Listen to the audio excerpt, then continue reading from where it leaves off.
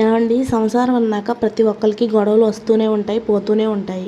అలా అని చెప్పి దాన్ని పెద్దగా చేసుకోకూడదని అందరికీ అర్థమవుతుంది. ఇక్కడ చిన్నపిల్లలు సంసారానికి పంపించిన ఆడపిల్లలు గుట్టుగా చేద్దామని అనుకుంటారు ఈ రోజుల్లో.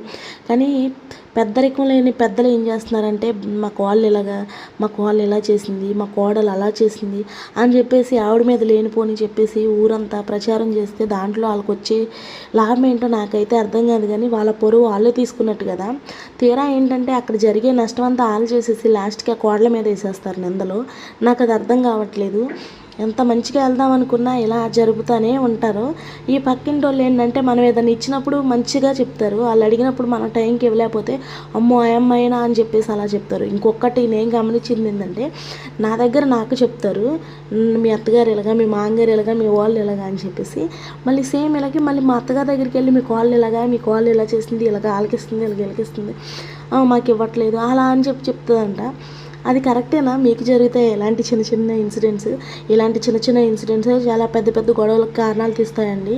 అవి అందరి లైఫ్లోనూ జరుగుతూ ఉంటాయి. చాలా జాగ్రత్తగా ఉండాలి. కొంతమంది అంత మంచిగా ఉందాం అనుకున్నా వాళ్ళనైతే ఉండనివ్వరు ఈ సొసైటీ.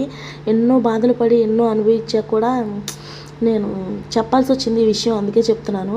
కానీ అన్నీ షేర్ చేసుకోవచ్చో లేదో తెలియదు. నాకైతే అన్నీ షేర్ చేసుకోవాలనిపిస్తుంది మన యూట్యూబ్ ఫ్యామిలీకి. నిజమే.